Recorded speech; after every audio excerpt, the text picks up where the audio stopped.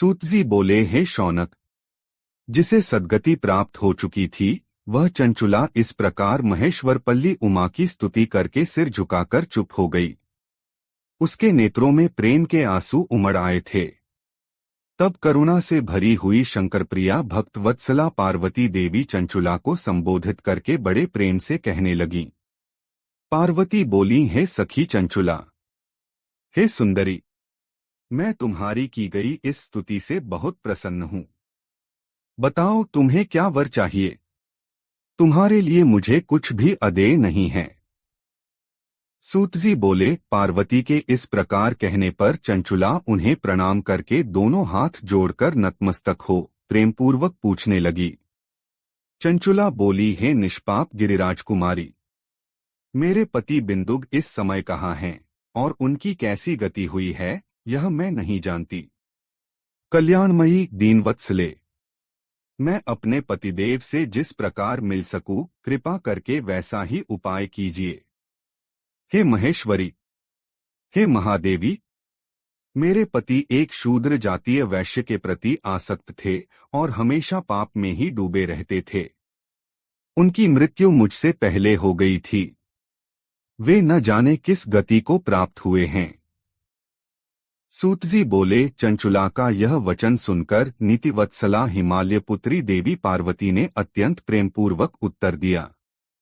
गिरिजा बोली, हे सुते, तुम्हारा बिंदुग नाम वाला पति बड़ा पापी था। उसका अंतःकरण बहुत दूषित था। वेश्याओं का उपभोग करने वाला वह महामूढ़ मरने के बाद नरक में पड़ा। अगणित वर्षों तक नरक में विभिन्न प्रकार के दुख भोगने के बाद वह पापात्मा अपने शेष पापों को भोगने के लिए विंध्य पर्वत पर पिशाच बना है। इस समय वह पिशाच की अवस्था में ही है और अनेक प्रकार के क्लेश उठा रहा है। वह दुष्ट वहीं वायु पीकर रहता है और हमेशा सभी प्रकार के कष्ट सहता है। सूतजी बोले, हे शौनक, गौरी देवी की यह बात सुनकर उत्तम व्रत का पालन करने वाली चंचुला उस समय अपने पति के महान दुख से दुखी हो गई। फिर मन को स्थिर करके उस ब्राह्मण पत्नी ने व्यथित हृदय से महेश्वरी को प्रणाम करके पुनः पूछा। चंचुला बोली, हे महेश्वरी, हे महादेवी, मुझ पर कृपा कीजिए और दूषित कर्म करने वाले मेरे उस दुष्ट पति का उद्धार कर दीजिए। हे देवी, मेरे इस पापात्मा पति को किस उपाय से उत्तम गति प्राप्त हो सकती है, कृपया शीघ्र बताइए। आपको नमस्कार है। सूतजी बोले, उसकी यह बात सुनकर भक्तवत्सला पार्वती जी अपनी सखी चंचुला से प्रसन्न होकर ऐसा कहने लगीं।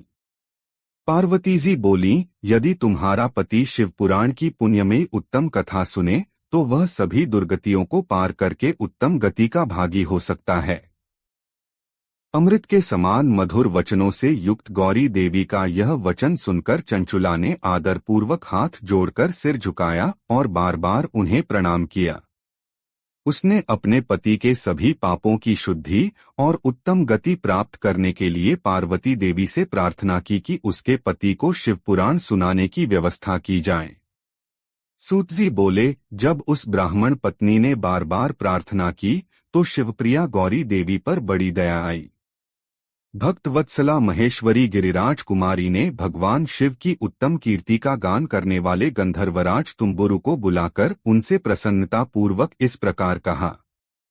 गिरिजा बोली, हे तुम्बुरु, जो मेरे मन की बातों को जानने वाले और शिव में प्रेम रखने वाले हो, मैं तुमसे एक बात कहती हूँ, तुम्हारा कल्याण हो। तुम मेरी इस सखी के साथ जल्दी से विंध्य पर्वत पर जाओ। वहां एक महाघोर और भयंकर पिशाच रहता है। उसका वृत्तांत तुम पहले से सुन लो। मैं तुम्हें प्रसन्नता पूर्वक सब कुछ बताती हूँ।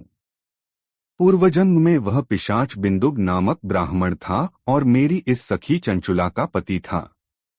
लेकिन वह दुष्ट त्रेषागामी हो गया। उसने स्नान, संध्या आदि नित्य कर्म छोड़ दिए और अपवित्र रहने लगा। क्रोध के कारण उसकी बुद्धि पर अंधकार छा गया था। वह कर्तव्य और अकर्तव्य का विवेक नहीं कर पाता था। अभक्ष्य भक्षण, सज्जनों से द्वेष और दूषित वस्तुओं का दान लेना, ये सब उसकी स्वाभाविक क्रियाएं बन गई थीं। वह अस्त्र शस्त्र लेकर हिंसा करता, बाएं हाथ से खाता, दीनों को सताता और क्रूरता से पराए घरों में आग लगा देता था। वह चांडालों से प्रेम करता और प्रतिदिन वेश्याओं के संपर्क में रहता था। वह बहुत दुष्ट था और उसने अपनी पत्नी का परित्याग कर दिया था, फिर दुष्टों के संग निरंतर रहता था। उसने वेश्याओं के बुरे संग में अपने सभी पुण्य नष्ट कर दिए और धन के लालच में अपनी पत्नी को निर्भय करके व्यभिचारिणी बना दिया। वह मृत्यु तक दुराचार में फंसा रहा। फिर समय आने पर उसकी मृत्यु हो गई। वह पापियों के भोग स्थान यमपुर में गया और वहां कई नरकों का अनुभव करके वह दुष्ट आत्मा इस समय विंध्य पर्वत पर पिशाच बन गया है। वहीं वह अपने पापों का फल भोग रहा है। तुम सावधानीपूर्वक शिव पुराण की उस दिव्य कथा का प्रवचन करो जो अत्यंत पुण्यमयी है और सभी पापों का नाश करती है। उत्तम शिव पुराण की कथा सुनने से उसका हृदय शीघ्र ही सभी पापों से शुद्ध हो जाएगा और वह प्रेत योनि को छोड़ देगा। दुर्गतियों से मुक्त होने पर उस बिंदुक नामक पिशाच को मेरी आज्ञा से विमान में बिठाकर तुम भगवान शिव के पास ले आना। सूतजी बोले, हे शौनक, महेश्वरी उमा के इस आदेश पर गंधर्वराज तुम्बुरु मन ही मन बहुत खुश हुए और उन्होंने अपने भाग्य की सराहना की। इसके बाद उस पिशाच की पतिव्रता पत्नी चंचुला के साथ विमान पर बैठकर नारद के प्रिय मित्र तुम्बुरु तेजी से विंध्याचल पर्वत पहुंचे, जहां वह पिशाच रहता था। वहां उन्होंने उस पिशाच को देखा, जिसका शरीर विशाल और ठोड़ी बहुत बड़ी थी। वह कभी हंसता, कभी रोता और कभी उछलता था। उसकी आकृति बहुत ही विकराल थी। भगवान शिव की उत्तम कीर्ति का गाने वाले महाबली तुम्बुरु ने उस अत्यंत भयंकर पिशाच को बलपूर्वक पकड़कर बंधन में डाल दिया। तदनंतर तुम्बुरु ने शिव पुराण की कथा सुनाने का निर्णय लिया और एक भव्य स्थान तथा मंडप की रचना की। इसी बीच संपूर्ण लोकों में यह समाचार फैल गया कि देवी पार्वती की आज्ञा से एक पिशाच का उद्धार करने के उद्देश्य से तुम्बुरु शिव पुराण की उत्तम कथा सुनाने के लिए विंध्य पर्वत पर जा रहे हैं। इस समाचार को सुनकर कई देवता और ऋषि भी वहां पहुंच गए, जिससे उस पर्वत पर शिव पुराण सुनने के लिए एक अद्भुत और कल्याणकारी समाज जुट गया। इसके बाद तुम्बुरु ने उस पिशाच को बंधन में डालकर आसन पर बिठाया और हाथ में वीणा लेकर गौरीप्ति की कथा गाने लगे। उन्होंने महात्म्य सहित शिवपुराण की पहली अर्थात प्रथम संहिता से लेकर 7वीं संहिता तक की कथा का स्पष्ट वर्णन किया। 7 संहिताओं वाले शिवपुराण का आदरपूर्वक श्रवण करके सभी श्रोता पूर्णतः कृतार्थ हो गए। उस परम पुण्यमय शिवपुराण को सुनकर पिशाच ने अपने सभी पापों को धोकर उस पैशाचिक शरीर को त्याग दिया। शीघ्र ही उसका रूप दिव्य हो गया और उसकी अंकांति गौरवर्ण की हो गई। उसके शरीर पर श्वेत वस्त्र और सभी प्रकार के पुरुषोचित आभूषण चमकने लगे और वह त्रिनेत्रधारी चंद्रशेखर रूप में परिवर्तित हो गया। इस प्रकार दिव्य शरीर धारण करके श्रीमान बिंदुक अपनी पत्नी चंचुला के साथ मिलकर भगवान शिव के दिव्य चरित्र का गुणगान करने लगे। उसकी पत्नी को इस दिव्य रूप में देखकर सभी देवता और ऋषि बड़े विस्मित हुए और उनका मन परमानंद से भर गया।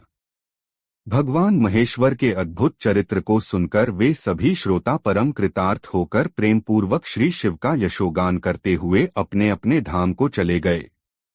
दिव्य रूप धारण करने वाले श्रीमान बिंदुक भी अपनी प्रियतम के साथ सुंदर विमान पर बैठकर सुखपूर्वक आकाश में स्थित होकर परम शोभा प्राप्त करने लगे। इसके बाद महेश्वर के सुंदर और मनोहर गुणों का गुणगान करते हुए वह अपनी प्रियतम और तुम्बुरु के साथ शीघ्र ही शिवधाम पहुंच गया। वहां भगवान महेश्वर और पार्वती देवी ने प्रसन्नता से बिंदुक का बड़ा सत्कार किया और उसे अपना गण बना लिया। उसकी पत्नी चंचुला पार्वती जी की सखी बन गई। उस घनीभूत ज्योति के स्वरूप परमानंदमय सनातन धाम में स्थिर निवास करके वे दोनों दाम्पत्य जीवन में परम सुखी हो गए। यह उत्तम इतिहास मैंने आपको सुनाया है, जो पापों का नाश करने वाला, उमामहेश्वर को आनंद देने वाला, अत्यंत पवित्र और उनमें भक्ति बढ़ाने वाला है। जो इसे भक्तिपूर्वक सुनता है या एकाग्रचित्त होकर इसका पाठ करता है, वह अनेक सांसारिक सुखों का अनुभव कर अंत में मुक्ति प्राप्त करता है।